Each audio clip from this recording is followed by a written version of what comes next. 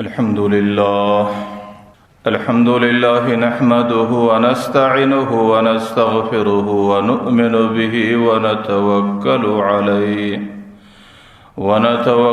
عليه ونعوذ بالله من شرور أنفسنا ومن سيئات أعمالنا. من يهده الله فلا مضل له ومن يضلله فلا هادي له. ونشهد أن لا إله إلا الله وحده لا شريك له. ونشهد أن سيدنا ومولانا محمدا عبده ورسوله. أما بعد فأعوذ بالله من الشيطان الرجيم. بسم الله الرحمن الرحيم. ومن الناس من يتخذ من دون الله أندادا يحبونهم كحب الله والذين آمنوا أشد حبا لله. وقال رسول الله صلى الله عليه وسلم: لا يؤمن أحدكم حتى أكون أحب إليه من والده وولده والناس أجمعين.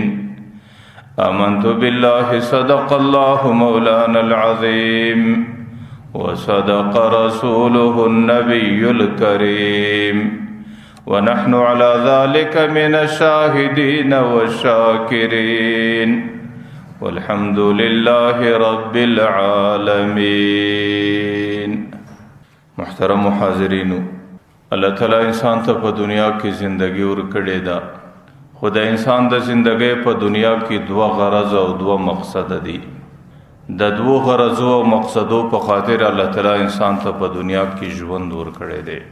هغه یو غرض او یو مقصد الله تعالیٰ دا دی چې انسان به په دنیا کې د الله تعالیٰ عبادت کوي، او دویم مقصد و غرض دا دی چې د انسان زندگی کې به د الله تعالیٰ معرفت راځي، انسان به د الله شناخت او پیژندګلونه کوي.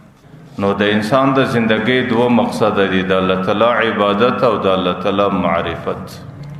لکه د دې ذکر الله تعالیٰ قرآن کریم کې هم کړی دی. الله تعالیٰ وایي: وما خلقت الجن والانس الا ليعبدون. که انسانان دي که جنات دي ما که پیدا کړي دي، هغه مې د خپل عبادت دپاره پیدا کړي دي، چې د هغې ورځ د هغې شپه د هغې سهار و ماښام دا به ټوله زما په عبادت کې تېرې شي. د هغې د عبادت شکل به کله د لمانځه په شکل زما دپاره به لمونځ کوي، د هغې د عبادت شکل کله د روژې په شکل زما دپاره به روژه نیسي، د هغې د عبادت شکل د مالی د زکات ادا کولو په شکل، او کله به د حج په شکل چې هغې به د عبادت په اراده باندې زما کور ته راځي. نو الله تعالیٰ وایي: وما خلقت الجن والانس الا ليعبدون. د انسانیت د پیدا کېدلو مقصد زما عبادت دی. ما اريد منهم من رزق. انسانان ما د دې دپاره نه دي کړي چې دی پیدا کړي چې دی به کاروبار کوي، د دې دپاره ما نه دي پیدا کړي چې د هغې زندګي به ټوله په تجارت کې ختمیږي، ما د دې دپاره نه دي پیدا کړي چې د هغې زندګي به ټوله په زراعت او په کښتکاریو او د دنیا په ګټلو کې خرڅیږي. وما اريد ان يطعمون. نه د دې دپاره پیدا سوي دي چې هغې به خوراکي کوي، هغې به په دنیا کې عیش و عشرت کوي، هغې به په دنیا کې خوب و آرام کوي، هغې به په دنیا کې نور ضروریات او مقصدونه سرته رسي. الله وایي: د دې دپاره ما انسانان نه دي پیدا کړي. نو د انسانانو د زندګۍ د پیدا کولو یو مقصد الله تعالیٰ عبادت ګرځولی دی، چې د انسان زندگی به د الله تعالیٰ په عبادت کې تېرې شي. او دویم مقصد د انسان د زندگی الله تعالیٰ خپل معرفت ګرځولی دی، چې د انسان زندگی به د دې دپاره وي چې انسان به په خپله زندگی کې د الله تعالیٰ معرفت و شناخت کوي چې الله څنګه ذات دی، د الله تعالیٰ علم چې الله تعالیٰ د ټولو کائناتو باندې عالم دی، د الله تعالیٰ قدرت چې الله تعالیٰ په ټولو کائناتو باندې قادر دی، د الله تعالیٰ خلقت چې الله تعالیٰ د ټولو کائناتو خالق دی، د الله تعالیٰ رازقیت چې الله تعالیٰ د دې ټولو کائناتو رازق دی، چې الله خالق دی، الله مالک دی، الله رازق دی، الله د ټولو کائناتو نظام چلوونکی ذات دی. ځکه پیغمبر علیه الصلاۃ والسلام حدیث قدسی را نقل کوي. حدیث قدسی برای راست د الله تعالی قولی. الله تعالی وی کنتو کنزا مخفیا، زه یو پټه خزانه وم، زما خالقیت، زما رازقیت، زما مالکیت دا چاته نور معلومه دی. فاحببت ان اعرف، الله وی زما خوښه دا سوله چې زه په دې کائناتو کې وپېژندل سم. نو د پیژندلو طریقه دا و فخلقت الخلق لاعرفني، دا د کائناتو مخلوقات مې دې دپاره پیدا کو چې هغوی زما خالقیت و رازقیت و زما قدرت هغوی ته معلوم سي. نو الله تعالی چې انسانان پیدا کړي دي یا په دې خاطر چې د الله تعالی معرفت وکړي یا په دې خاطر چې د الله تعالی عبادت وکړي.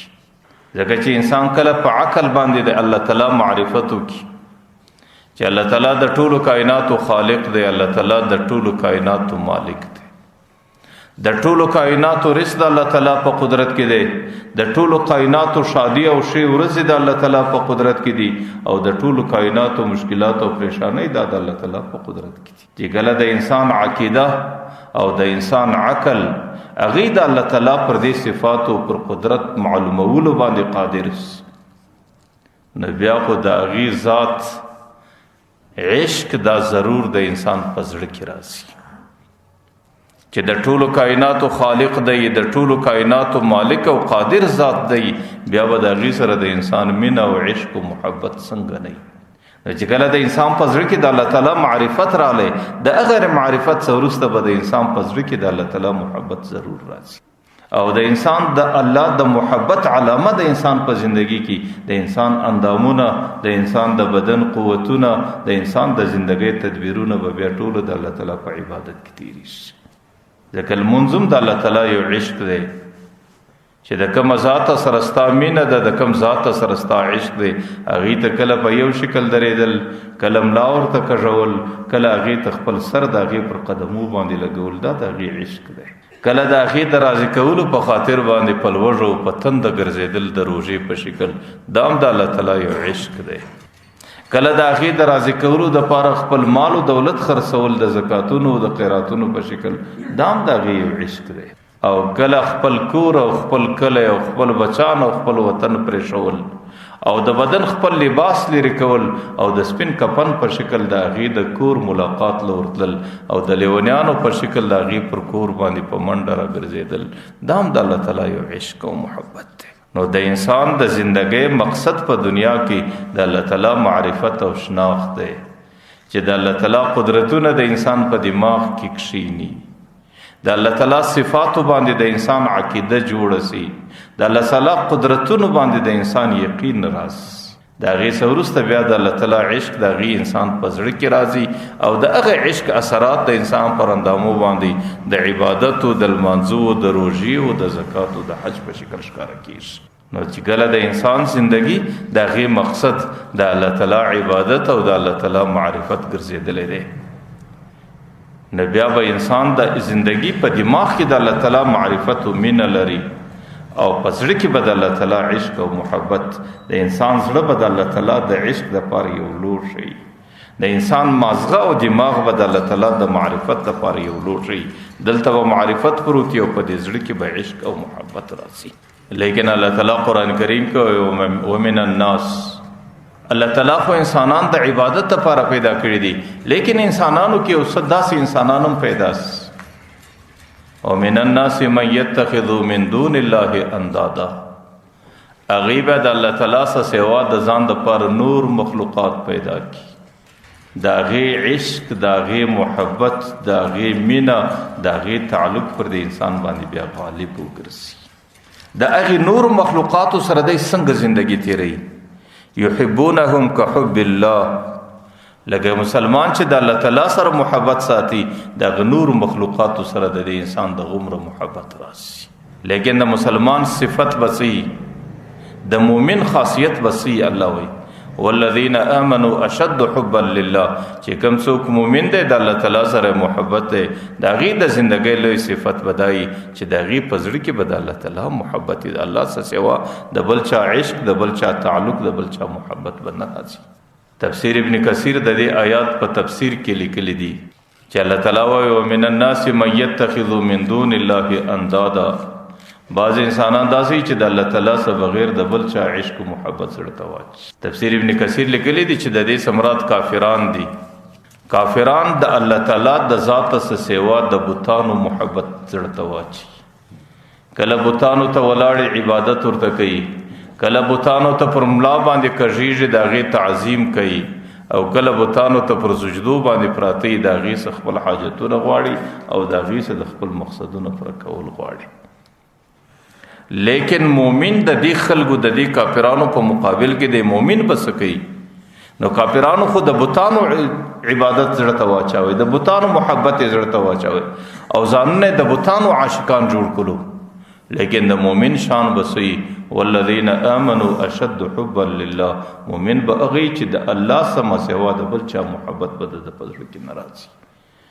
که عشق دې، که محبت دې، که مینه ده، کدر کم ذات قربانې دل دی او کدر کم ذات سغشتل دی او که کم ذات عاجزی پیشول دی، هغه به صرف د الله تعالی ذات بس.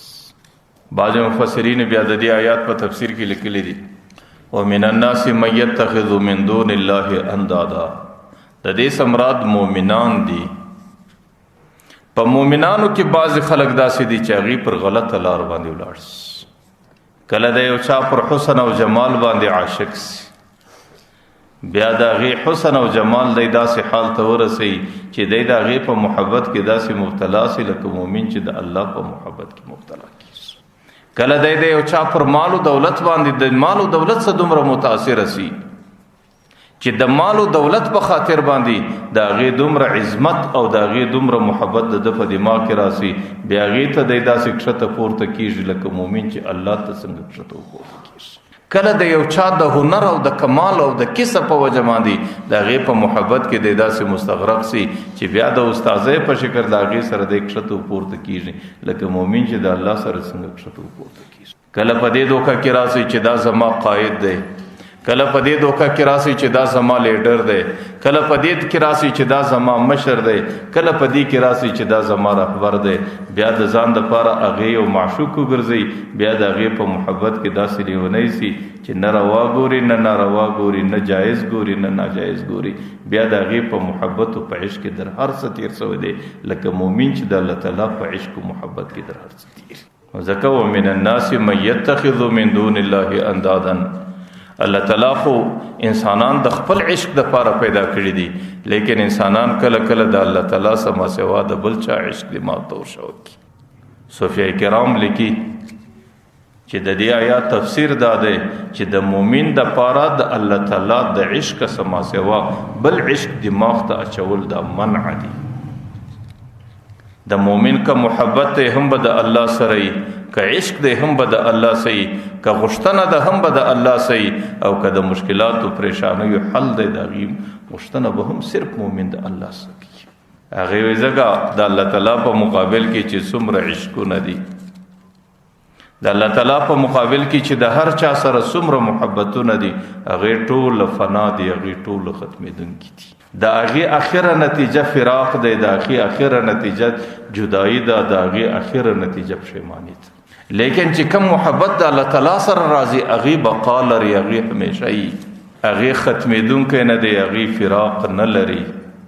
د هغې اخره نتیجه وصال دی، د هغې اخره نتیجه د الله دیدار دی، د هغې اخره نتیجه د خپل رب او د خپل محبوب ملاقات دی چې بیا به سهار و ماښام بکرتم و عشیه هغې خلک چې زندگی د الله په عشق کې تیره کړي اخر به داسې وصال ور نصیب سي چې سهار و ماښام به د خپل رب دیدار کوي او رب معشوق دی، دی به سهار و ماښام د معشوق وصال د په نصیب کړي.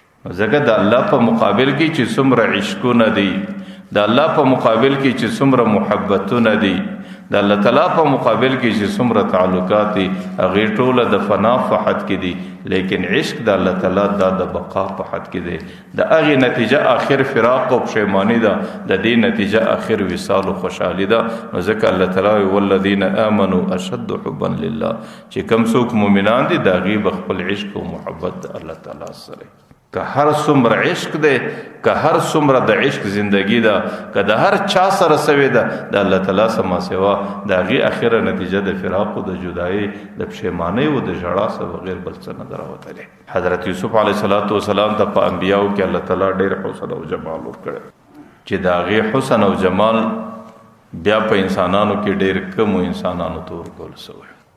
د حضرت یعقوب علیه السلام بچی و. د حضرت یعقوب علیه السلام به د خپل بچی سره ډېره مینه او عشق.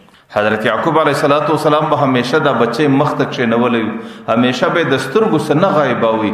حضرت یعقوب علیه السلام به ډېره زمانه د هغې په دید باندې نه مړېدی. یوه وجه د هغې دا وله چې د بچی و د پلار مسله و، د پلار د بچی سره ډېره مینه وي. او دویمه وجه دا و چې حضرت یوسف علیه السلام ته الله تعالی جنتی حسن ورکړی و. د جنتی حسن سره د الله تعالی داسې مینه او محبت چې دا نه غواړي چې زما د سترګو څخه غایب شي. او دریمه وجه دا و چې د حضرت یعقوب علیه السلام عقیده دا و چې زما د مرګ بعد به دغه بچی زما د نبوت وارث شي. په ټوله خاندان کې که زما نبوت ورپاته کېدی هغه به دې بچي ته ورپاته کېږي. نو د حضرت یعقوب علیه السلام د هغې بچي سره ډېر عشق، د هغه بچي سره ډېره مینه وه، د هغه بچي سره ډېر محبت. او هغه بچی یو ځل د سترګو څخه نیهامولی نه سو، او یو ځل یې هغه بچي څخه خپلې سترګې را صبرولی نه سو.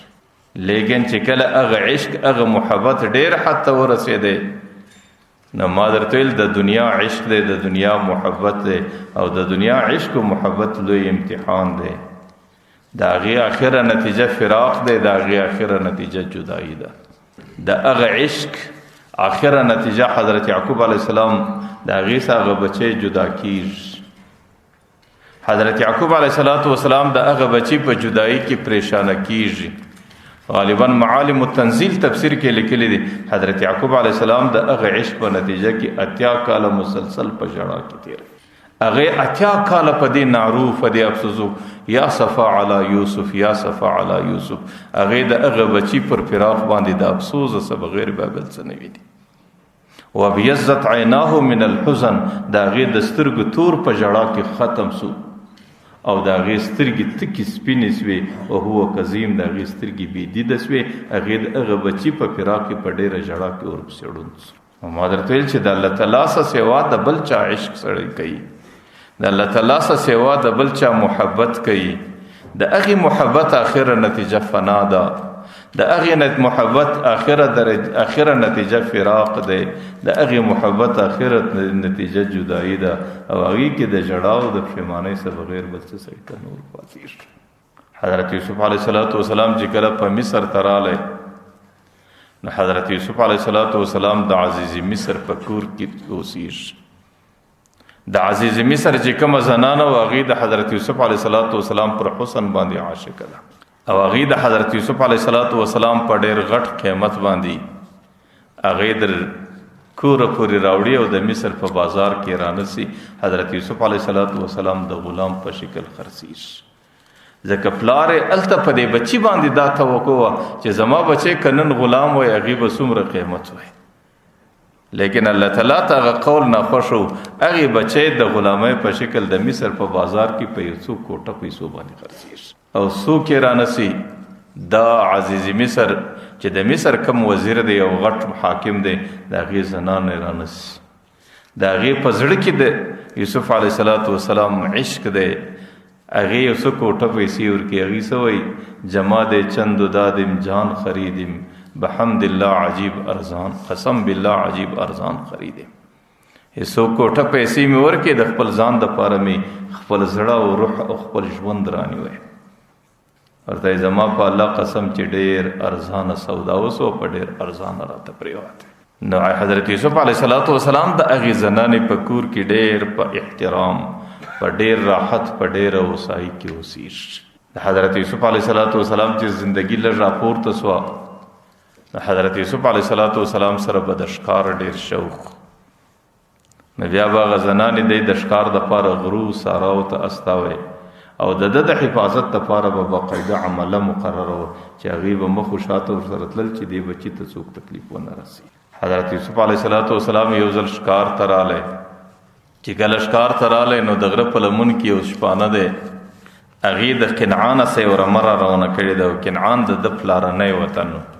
هغه یو عربي دی، یو شپانه دی، او د کنعان د طرفه را روان دی، او رمه را روانه ده. نو حضرت یوسف علیه السلام د هغې څخه د حضرت یعقوب علیه السلام پوښتنه کوي. ځکه حضرت یعقوب علیه السلام زندگی په دې کې مشهور و. یو طرف ته د وخت نبی و هر چا پیژاندی او بل طرف ته د هغې بچی ورکو د هغې ژړا او د هغې درد او د بچی په عشق کې د هغې فریاد و ویلا په ټوله دنیا کې مشهوره وه.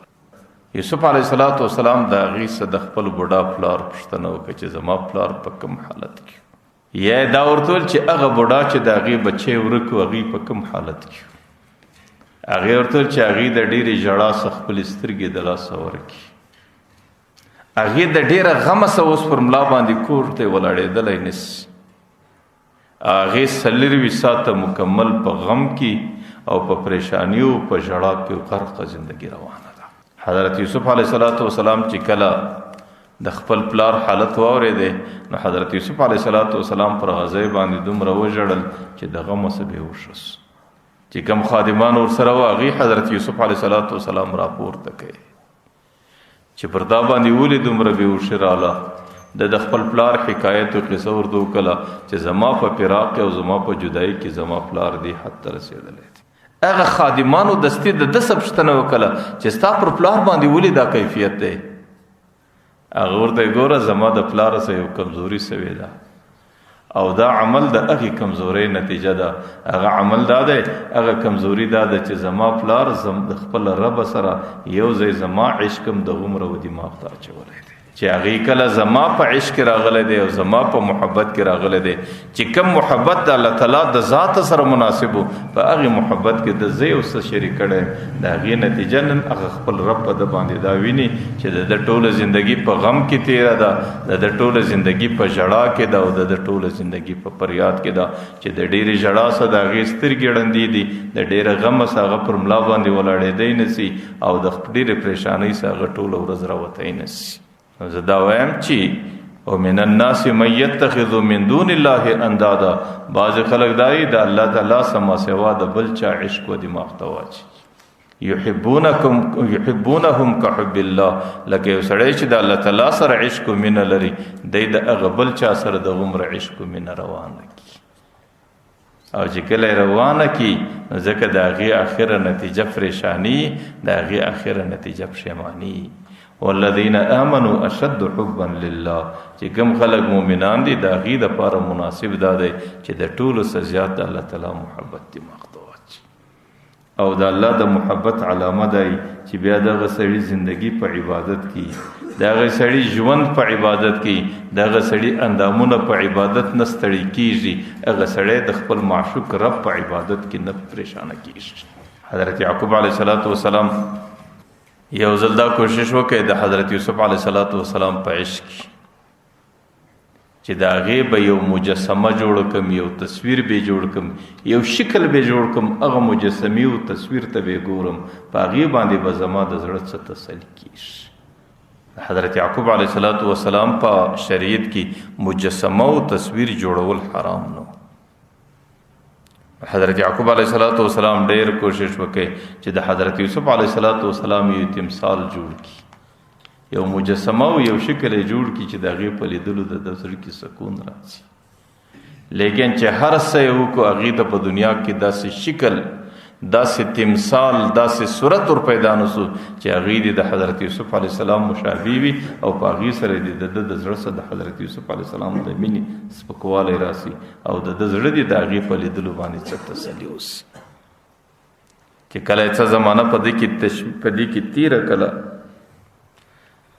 لیکن پر دې باندې کامیاب نه سو او دې باندې څه بری او قدرت یې نه کوي پیدا، نو د الله تعالی د طرفه یو ورځ ندا ور باندې وسوه ورته یعقوبه کان لیوسف مثال، د یوسف د پاره مثالونه ډیر دي په دنیا کې،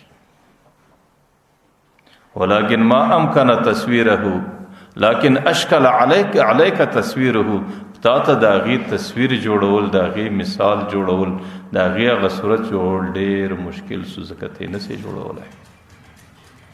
فلم لم يتخذ حبیبا لیس له مثال، کاش په دنیا کې دې د داسې چا سره دومره مینه کړې وي چې هغې په ټوله دنیا کې مثال نه لري. هغه څوک دی چې هغې په ټولو کائناتو کې مثال نه لري، هغې د الله تعالی ذات دی، دا غي متعلق الله تعالی و الیس کمثله شیء وهو السمیع البصیر. دا الله په مثل باندې یو شی نشته. الله سمیع ذات په دنیا کې هر څه اوري. الله بصیر ذات په دنیا کې چې څه کیږي هغه ټول ویني. حضرت یعقوب علیه السلام ته الله وی چې یعقوب ته د یوسف په عشق کې دومره مبتلا سوی چې د هغې یو تصویر او تمثال جوړول دي غوښتل. د هغې هر تمثال او تصویر په دنیا کې ممکن دی، لیکن د هغې پر دې تصویر او تمثال باندې تا قدرت پیدا نه کوي. کاش په دنیا کې تا د داسې چا سره محبت کړی وی لیس له مثلا چې د هغې دپاره مثل نستا، د هغې دپاره مثال نستا، د هغې سره مشابه نستا، د هغې غوندې یو هغې غوندې مخلوقاتو کې څوک د هغې مثال نه لري. حضرت یوسف علیه السلام چې کله د عزیز مصر په کور کې زندگی تیری، د عزیز مصر د هغه زنانې د یوسف علیه السلام سره ډېره مینه او محبت. هغې د حضرت یوسف علیه السلام د ځان متوجه کولو په خاطر باندې هر قسمه مشکلات وکړو، هر قسمه تدبیرونه وکړو او هر قسمه حالات برابر کړو او هر قسم کوششونه وکړو. لیکن چونکه هغه د الله تعالی یو نبی دی او پر هغې باندې د الله تعالی د نبوت رحمت دی، هغې د دې زنانې د هر مکر و فریب بس الله تعالی خلاصوي. څه زمانه تېره سوله د هغه زنانې د دې حضرت یوسف علیه السلام سره محبت په ټول علاقه کې ښکاره سو. یو طرف ته پر هغه زنانې باندې دا نوم پروت دی چې دا د ټول مصر د حاکم زنانه ده، او بل طرف ته پر حضرت یوسف علیه السلام باندې د غلام نوم پروت دی چې دې زنانې دا سړی په خپلو پیسو د غلام په شکل رانیولی دی. نو بیا به پر هغه زنانه باندې ډېرې ملامتیاوې راتلې چې دا څومره ناقص العقل زنانه ده او څومره ناقصه زنانه ده او څومره د عقل او د فکر څخه خالي زنانه ده چې هغې د خپل زر خرید او د خپل کور رانیولي غلام باندې عاشقه ده او د هغې سره محبت کول غواړي. نو هغه د مصر زنه د عزیز مصر زنانې هغې د دې عار او د پیغورو څخه په یو شکل ځان اوسو ایستلی. اخر د دې دپاره یو تدبیر برابر کړي چې د دې څخه به څنګه ځان باسو او دا داغ به د خپلې زندګۍ څخه څنګه مینځم، دا به د خپل ځانه څنګه لرې کوم. د هغې دپاره د خپل مملکت چې څومره اعیان خلک دي، وزرا خلک دي او د هغې صاحب قدرت او مشهوره خلک دي، د هغې د کورونو څخه 40 زنانې راوغوښتلې. هغه 40 زنانو ته په خپل کور کې دننه نفقه او خوراکه برابره کړه. هغې ته د میلمنو لاره او د میلمنو صفت ورکړي چې دا زمانې زنانې زما په کور کې میلمنې دي. هغه زنانې چې کله پر سترخوان کښېنستلې، هغې ته د وخت میوه کښېښوله، هغې ته د وخت چړې کښېښولې او د هغې څه په وخت کې حضرت یوسف علیه السلام ته د سرو زرو ګډوه، د سرو زرو هغه سلمچي و دوشۍ چې لاس کې مینځېده یې په لاس ورکړ او د ورېښمو دسمال یې د هغې پر اوږه باندې ورکړي او هغې ته ویل چې ته اوس ورباندې ورښکاره شه، ورسه د دې زنانو لاسونه ورپرېږده. حضرت یوسف علیه السلام چې کله ورباندې راښکاره سو، فلما رأینه اکبرنا، دې زنانو چې کله دې بچي ته وکتل چې هغې ته الله تعالی زر جنتي حسن ورکړی چې د هغې هغه شکل ته یې وکتل اکبرنا، هغې دومره غټ وبالی، د هغې شکل یې دومره حسین او ښایسته وبالی چې هغې په هغه ځای کې ټولې بېخوده سوې. د هغې په لاس کې چې کومې چړې وې، هغه چړکه پر میوه باندې کشېدله او که د دې پر ګوتو باندې کشېدله، دا په ځان نه پوهېدله چې زما ګوتې پرې کېږي که زما میوه پرې کېږي. وقطعنا ایدیهن، قرآن کریم وایي هغې لاسونه په چړو باندې پرې کړو او دستي یې چیغې کې وقلنا حاشا لله، د الله څخه پناه غواړو، ما هذا بشر، دا خو انسان نه دی، ان هذا الا ملک کریم، دا خو یو فرشته ده چې پر موږ باندې راغلی. هغه د مصر چې کومه زنانه د عزیز مصر وه، هغې دستي ده ته اشاره وکړه فذلکن الذي لمتنني فیه، ای زنانو دا هغه څوک دی چې د دې په باره کې تاسو زه ملامتوله، چې په دې په باره کې تاسو پر ما باندې عیب لګوئ چې دا څومره ناقص العقل زنانه ده چې د خپل کور د یو غلام سره، د داسې غلام سره چې هغې دې په خپل مال او دولت باندې رانیولی دی، د هغې سره دا څنګه عشق. نو هغه زنانې پر هغه ځای باندې بېخوده سوې، بعضو مفسرینو لیکلی دي چې ډېرې زنانې پر دغه ځای باندې د یوسف علیه السلام په عشق کې مړې سوې، ختم سوې. او بعضې زنانې لیونۍ سوې چې هغې بیا در فاګل خانو د لیونتوب در مرستونه پورې ورسېدې چې په دې کې د دې زندګي تېرېدله، او بعضې بیا ټولې د هغې په نتیجه کې اخرنی مرګ ته ورسېدلې. د هغې زنانو عشق د الله تعالی بجای د حضرت یوسف علیه السلام سره راغلی، او د حضرت یوسف علیه السلام په عشق کې د هغې مرګ هغې ته څه نتیجه وګټور نه کا، بغیر د زندګۍ د ختمېدو او بغیر د زندګۍ د تباه کېدو او بغیر د خپل آخرت د خرابېدو او بغیر د دنیا او د آخرت د دواړو سره بې برخې کېدو بغیر هغې ته نور هېڅ نتیجه په لاس نه ورغله. لیکن که هغې زنانو د حضرت یوسف علیه السلام د عشق بجای د خپل رب سره عشق کړی وی، بیا چې پر هغې باندې څومره زندګي تېرېدله، بیا به د هغې د زندګۍ د هرې ساه په مقابل کې الله تعالی د خپل عشق په برکت سره د قیامت په میدان کې هغې ته خپل وصال او خپل ملاقات او خپل دیدار ور نصیب کولی. ځکه والذین آمنوا اشد حبا لله، چې کوم خلق مؤمنان دي د هغې به زیات محبت د الله تعالی سره سوا د بل چا سره نه وي، د هغې محبوب، د هغې منظور، د هغې غوښتونکی، د هغې محبت کوونکی ذات به صرف د الله تعالی ذات دي.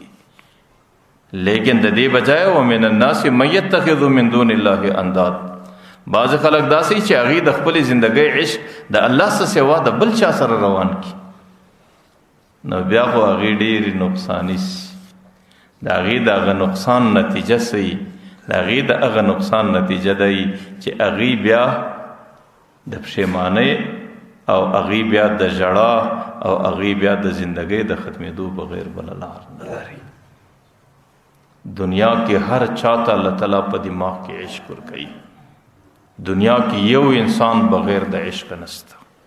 تاسو ګورئ یو سړی دی، هغې د شپې را ولاړ سي، کور پرېږدي، پسته بستره پرېږدي، بچان پرېږدي، خونه پرېږدي.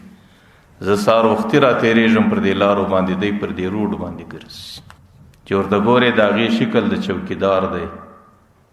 دا هم یو قسم عاشق دی. هغې کور ولې پرېښوی؟ هغې بچان ولې پرېښول؟ هغې خوب ولې پرېښوی؟ هغې آرام ولې پرېښوی؟ هغې پسته بستره ولې پرېښوله؟ ځکه د هغې د څو پیسو سره عشق دی چې د میاشتې پر سر باندې ماته دومره پیسې را رسېږي، د هغې پیسو په عشق کې د دا ټولو قربان کړو. هم د کور شپه قربان سوه، هم پسته بستره قربان سوه، هم آرام قربان سو، هم هر څه قربان سو. نو دا هم یو قسم عاشق دی. دی سړی په خپل عشق کې دا بعضې خلک هغې د بل څه په عشق کې مبتلا وي، هغې د بل څه دپاره هر څه پرېږدي، او څوک په بل څه کې څوک سهار بیلچه در واخلي در سره ونیسي، در ماښامه پورې هفته دی، هغې ټوله ورځ پر بیلچه چلوي او دا دومره محنت و مشقت برداشوي، ځکه د ده څه دماغ کې د یو شي عشق دی چې ماښام ماته دومره پیسې میلاوي. یو سړی دی، هغه وکیل دی، هغه ټوله شپه مطالعه کوي، مقدمات پر له اړوي، د خلکو فیصلې ګوري، هغې ته لار جوړوي، هغې ته رښتیا او درواغ برابروي چې زه دا مقدمه او خپل مدعي ته ور وګټم، ځکه د دې په عوض کې ماته 15,000 او 15 لکه کالداري راکول کېږي. نو دنیا کې هر سړی عاشق دی، لیکن د انسان د عشق اندازه د معشوق د درجې څخه معلومیږي. د هغې معشوق که د لوړې درجې معشوقي، د هغې عشق هم د ډېرې لوړې درجې عشق دی، او که د هغې محبوب کمزوری مخلوق او د هغې محبوب ډېر د کښتې درجې، د هغې عشق هم بیا په هغه درجه کې دی. نو د دنیا په معشوقانو کې، د دنیا په محبوبینو کې، د دنیا په عشقو کې، د دنیا په محبتو کې د ټولو څه اعلی محبت هغه دی چې سړی انسان د الله تعالی محبت دماغ ته واچي، د الله تعالی عشق و زړه ته واچي، د الله تعالی مینه او د الله تعالی په عشق کې خپله زندګي پای ته ورسوي. ځکه ما درته ویل د دې نورو ټولو عشقو اخره نتیجه فراق او جدایي ده. ته به پر یوه باندې ځې، هغه 15,000 کلدارې به پر بله باندې ځي. ته به پر یوه باندې ځې، ستا چې کومه ګټه او ستا زندګي چې کومه خرڅه سوله، هغې به پر بله باندې ځي. د دې کالدارو، د دې سرایو، د دې جایدادو دپاره د دې په مینه کې ډېرو خلکو زندګي تباه کړله، او ډیر خلک د دې سرګردانو او ډېرې ورځې او شپې د دې په تلاش کې سرګردانی کې تیری کې تاسو ورسه هغه مال او دولت چاته پاتوس هغه سرای او کور چاته پاتوس هغه مځکه او جایداد چاته پاتوس ته ورسه د پښتنو ورته ته پر کوم باندې ولاړ واحد عشق چې هغه د انسان سره بقا لري واحد عشق چې د هغه اخره نتیجه وصال دی واحد عشق چې د هغه اخره نتیجه د خپل محبوب وصل او ملاقات دی هغه د الله تعالی عشق دی دنیا کې د الله تعالی د عشق علامه ده چې د کوم چا سره د الله تعالی عشق هغه د الله پر رضا حاصلولو کې لګیای هغه بیا د الله تعالی پر رضا پیدا کولو کې نستړی کیږي او د الله تعالی د رضا د نستړی کېدو نتیجه دی چې بیا غو انسان په عبادتو کې ژوندۍ تیری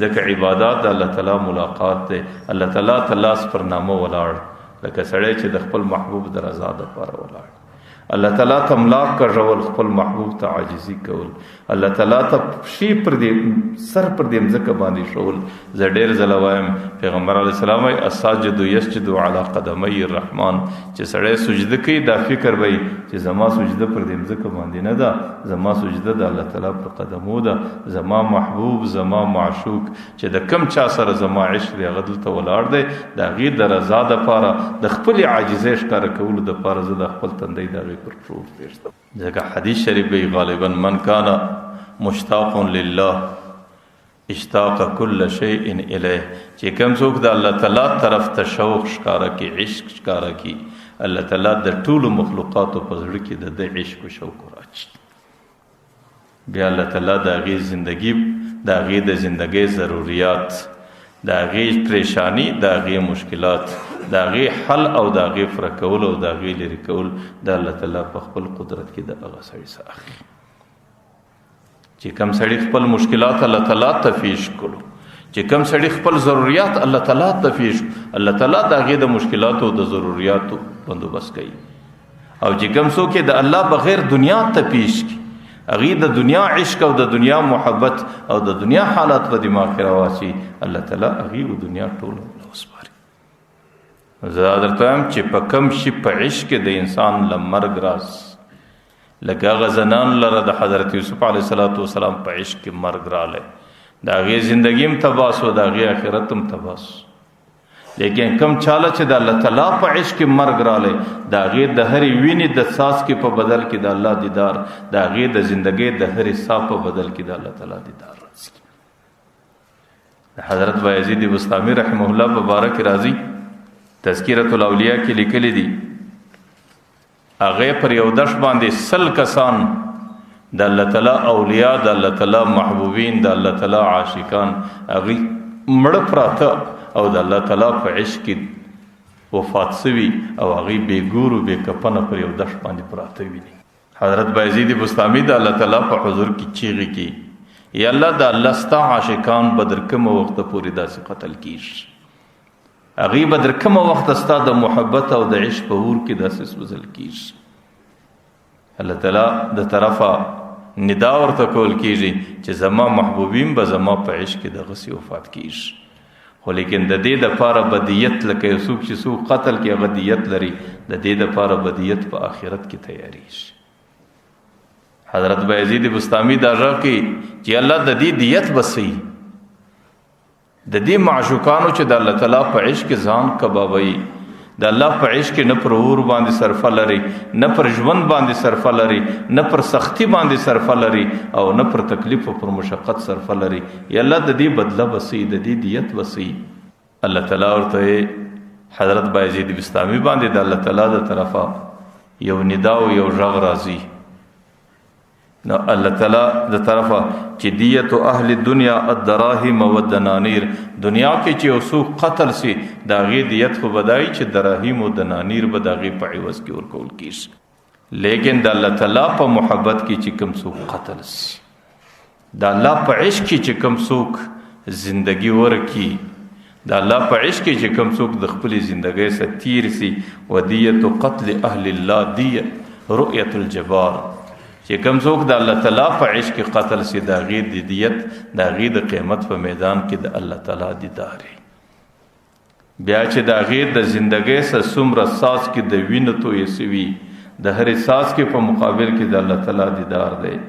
بیا چې هغې په زندګي کې څومره ساهونه د دې ستوني سره ایستلي د هر سا په مقابل کې د الله تعالی دیدار دی. ما درته ویل چې بعضې خلک خو داسې دي چې د الله تعالی څخه سوا د بل چا عشق و دماغ ته واچوي، نو د هغې نتیجه د خساري او د نقصان څه بغیر بل څه نه وي. د هغې نتیجه د پښیمانۍ او د ژړا څه بغیر بل څه نه وي. او دا پښیماني او ژړا دا پر حالت د زکندن سړي ته درېږي.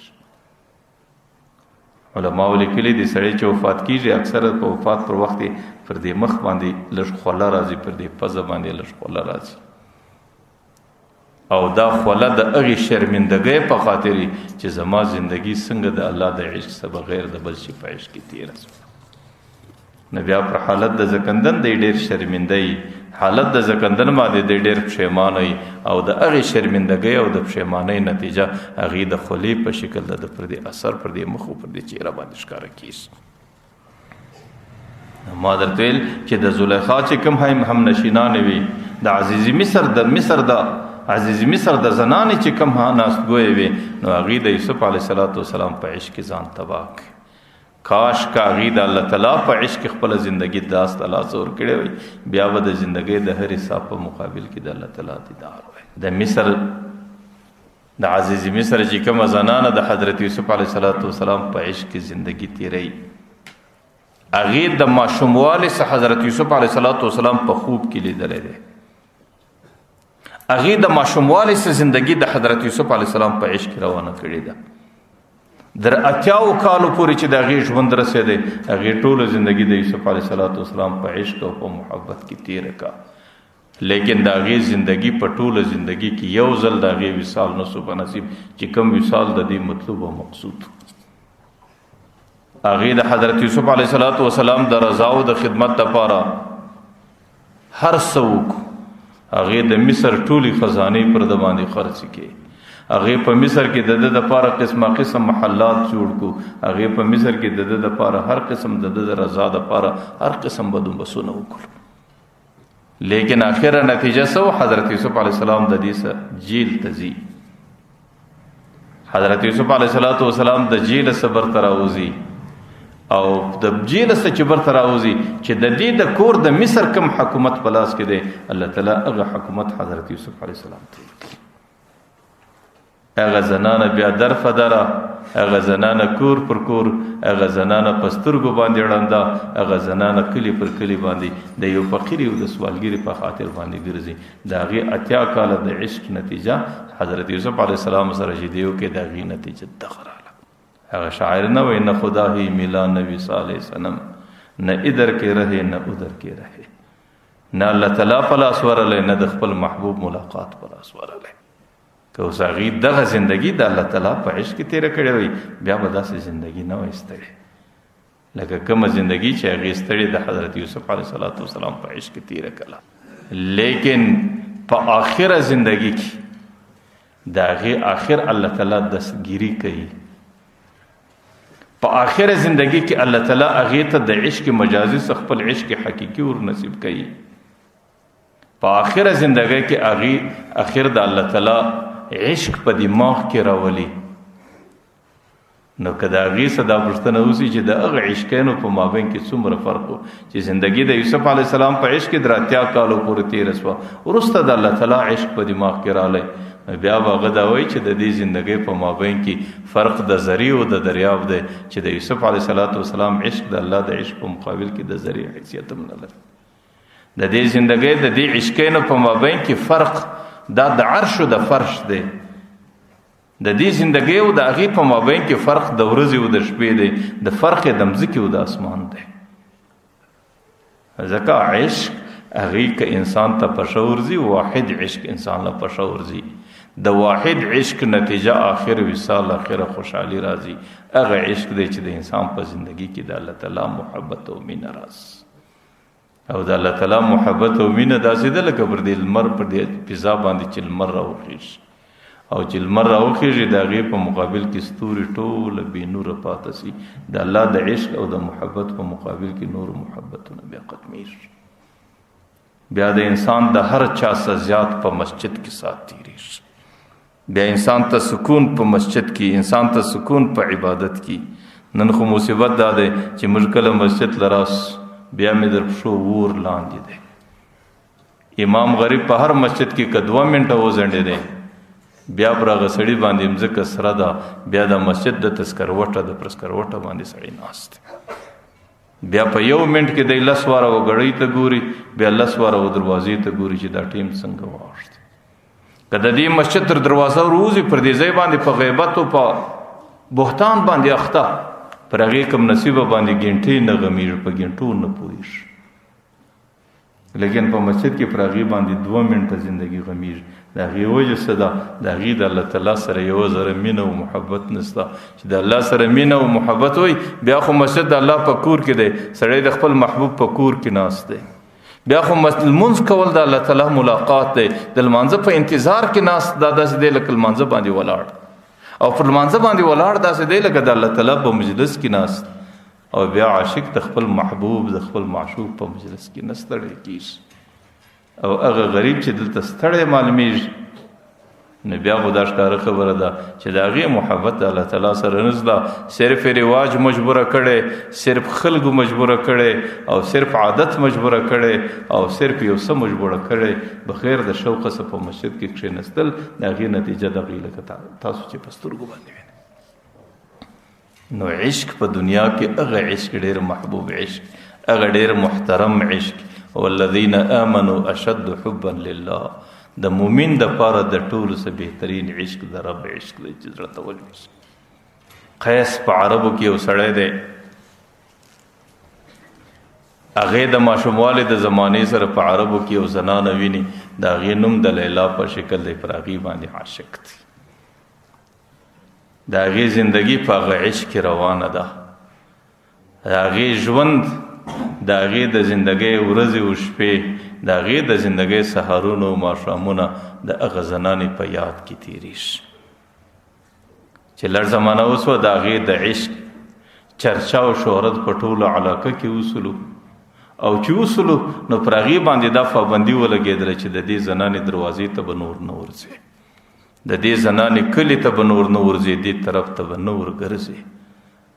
او بادشاه پر هغې باندې دا پابندي ولګوله. بادشاه د وخت دا اعلان وکړي چې که چیرې دا سړی په دې کلي و د دې زنانې دروازې ته چا ولیدی بیا به دی قتل کیږي، او د ده دیت و هر څه به زما د طرفه معافي.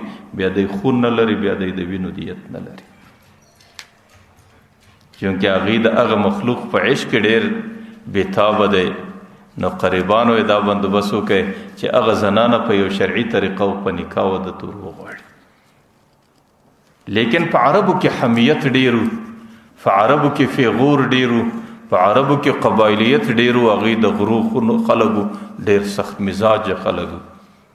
په هغې کې دغه عمل ډیر مضموم دی چې یو سړی دی پر یو زنانه باندې عاشق سي، او بیا دې د هغې د عشق په تقاضا باندې د هغې په غوښتنه دا زنانه واده ته ورکولی سي. نو مجنون چې هر څومره کوشش د پلارو د قبیلې په خاطر باندې وکړي، نو هغه د لیلا قبیله هغې دې ته نه ده تیاره چې هغې ده ته ولورکړي، ځکه هغه وایي ته په ټولو عربو کې زموږ پزه راپرې کوې، ته په ټولو عربو کې موږ رسوا کوې، ته په ټولو عربو کې موږ بدنامه کوې. د ده اصلي نوم قیس دی چې کله د هغه زنانې څه تمه وختله چې دا زنانه زما نه په نصیب کېږي، نو د هغې په تلاش کې دی لیونی ګرځېدی. په عربو کې لیوني ته مجنون ویل کېږي، نو په دې وجه بیا دی په مجنون باندې مسما دی. غریبانو چې کله دا ترتیب ولیدی چې دا خو نه کېږي او د دې ترتیب دپاره یو بندوبست نه برابریږي، اخر کوشش د دې لوی مشکل په دې وخت کې دا و چې کوم مشکلات به پیدا سو دی به دستی بیت الله ته ځان رسوي چې راځي پر بیت الله باندې به دعا وکړي چې الله تعالی مې د دې مشکل څخه خلاص. نو مجنون د حج سفر ته راوسته، پلاره کې پلارو قبیلې ور سره دي، هغې د بیت الله فردو ته ودروي، ورته د بیت الله په پردو پورې لاس ونیسه او دا دعا کوه: اللهم ارحني من لیلا وحبها. یا الله ما د لیلا څخه خلاص کړه، یا الله ما د لیلا د عشق څخه خلاص کړه، یا الله ما د دې ناجوړۍ او د دې بیمارۍ څخه خلاص کړه. دی چې کله په پردو پورې لاس نشي دی سوای اللهم لا تسلبني حبها ابدا ويرحم الله عبدا من قال آمنا. یا الله د لیلا محبت زما د زړه سم کار او یا الله چې کم څوک زما پر دې دعا باندې امین وای پر هغه باندې خپل رحمتونه راوست. چې کم څوک زما پر دعا باندې امین وای. بیا چې کله د عرفات میدان ته راورسېدې قافله رااله په قافله کې ژغ دی په قافله کې اتفاقا د یو زنانې نوم لیلا ده چې کله هغې د لیلا د نامه ژغ وکړي پر مجنون باندې پر غزی باندې بېهوشي راله. نو بیا چې کله په هوش کې رالی چې پوښتنه ځینې وسه زما د محبوب نوم دلته واخیستل سو او چې د کوم چا په محبت کې زه ناقراره یم نو زه نه نو په دې خاطر باندې مجنون بیا د هغې لیلا محبت زړه ته واچوئ. زه کله کله تاسو ته وایم چې هغې به څه کول کله کله به د لیلا د کوڅې د سپي پښې موچولې لکه شاعر نه وایي فایسک مجنون و بوسید خلق گفت این چی بود. مجنون به د لیلا د کوڅې د سپي پښې ور موچولې خلق ورته دا څه کوې گفتو این سگ در کوچه لیلا رفته بود. ول دا سپی د لیلا په کوڅه کې تللی دی. مولانا روم رحمت الله علیه وایي عشق لیلا کی کم عشق مولا کی کم از لیلا بود. مجنون په دې کې تدې ته تیار دی چې د لیلا په محبت کې د لیلا د کوڅې د سپي پښې موچوي. او مسلمان د الله تعالی د محبت دعوه لري چې زه د الله سره محبت لرم ځکه د الله سره عشق لرم. ګوره که د چا په زړه کې د الله تعالی محبت او عشق نه وي د هغې عبادت المنځ روژه او د هغې ته یوه زره ګټه نه کوي. ځکه د دې ټولو بنیاد د الله تعالی محبت دی چې د الله تعالی سره به د سړي عشق او مینه وي بیا به د الله په محبت کې سړی کښته او پورته ورته کېږي. مولانا روم رحمت الله علیه وی عشق مولا کی کم از لیلا بود. د مولا عشق به د لیلا د عشق څنګه کمی گوی گشتن بحر ان اولا بود. د هغې په محبت کې ځان لیونی کول دا د ټولو څلوي نه. بیا خو هغه مجنون چې د لیلا په عشق کې دومره بېتابه لیکن د هغه عشق نتیجه څه وه؟ د عشق نتیجه دا وه چې یو څه زمانه بعد په غزنګلو کې در په دره د لیلا په عشق کې وفات کېږي. کچیرې هغې دغه خپله زندگی د لیلا د عشق بغیر د الله تعالی په عشق تیره کړي بیا به د هغې د زندګۍ کم اجري بیا به د هغې د حالاتو کم اجري بیا به د مرګ بعد د الله په دربار کې د هغې کم قدري او بیا به د هغه عشق اخره نتیجه وصالي. د هغه عشق اخره نتیجه به د الله سره ملاقات دي. د هغه عشق اخره نتیجه به د خپل محبوب دیدار بس. او دنیا کې عاشق ته لوی شی دا دی چې د محبوب دیدار او وصال او ملاقات د ته نصیب شي. ځکه الله تعالی د انسان په زړه کې عشق خامخا یې شی دی. د انسان زړه بغیر د عشق نشي کېدلی ځکه زموږ دین د انسان بنیاد پر عشق باندې دی لیکن د عشق بغیر د انسان زندگی ګټه نه لري. حضرت مولانا شبیر احمد عثمانی رحمه الله لیکي وایي شیطان الله تعالی یو مخلوق پیدا کړی دی. په شیطان کې درې عین وو لیکن څلورم عین نه و شیطان ګمراه سو. شیطان کې د عبادت عین و شیطان عابد ولو. شیطان دومره عبادت کوي چې د عرش د لاندې به هغې د عبادت باقاعده صفونه جوړو د هغې به ټوله ژوند په عبادت کې تیره دی. شیطان عالم ولو ځکه دی معلم الملائکه ولو. هغې به د عرش لاندې صفونه جوړو دی به پر منبر باندې ورته ناستو ملایکو ته به د عبادت طریقې ورښولې. او شیطان عارف هم د الله تعالی حقیقت د الله قدرت د الله تعالی ټوله کمالات د الله ټوله صفات شیطان ته معلومېدل. نو د عابد والا عین په شیطان کې ولو عابد خو د عالم والا عشق د علم والا عشق په شیطان کې عین وو شیطان عالم هم وو. د عارف والا عین په شیطان کې مو عارف هم وو عالم وو عابد وو عارف وو لیکن یو د عشق عین وو پکښې پر الله باندې عاشق نو. چې کله د عشق والا عین په شیطان کې نو نه هغه عبادت را وګرځاوئ نه هغه معرفت را وګرځاوئ نه هغه علم را وګرځاوئ یو شی نه را وګرځاوئ بیا ملعون سو بیا د الله تعالی د درګاه څخه وشړل سو وان علیک اللعنة الی یوم الدین بیا د قیامت پورې د الله تعالی در لعنت لاندې مخلوق سو. نو د انسان زندگی بغیر د عشق نسی کېدلی.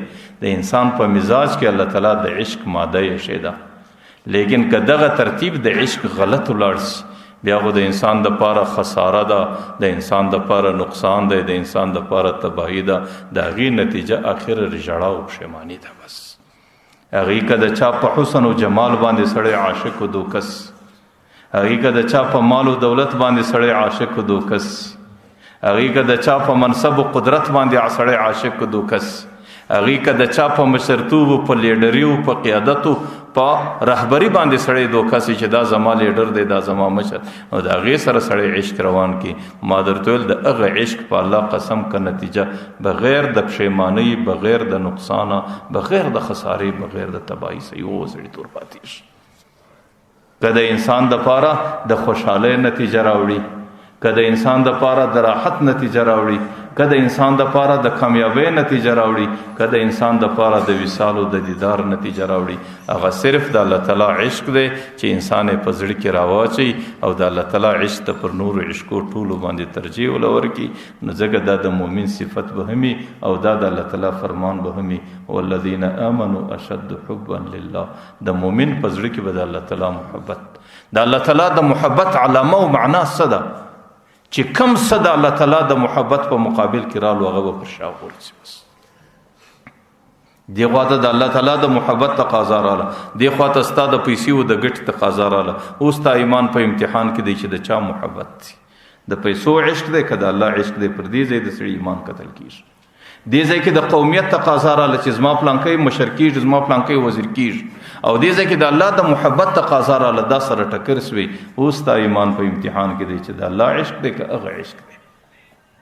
نو هر شي باندې چې دنیا امتحان دی او دی امتحاني زندگی کې پر سړي باندې پر هر عمل الله تعالی انسان ګوري چې زما معشوق زما عاشق دی که د نور څه عاشق دی. نو الله تعالی دې زموږ او ستاسو زندگی کې د الله تعالی عشق راولي. الله دې مې زندگی د الله په محبت کې تیره کړي. الله دې دا څو قبول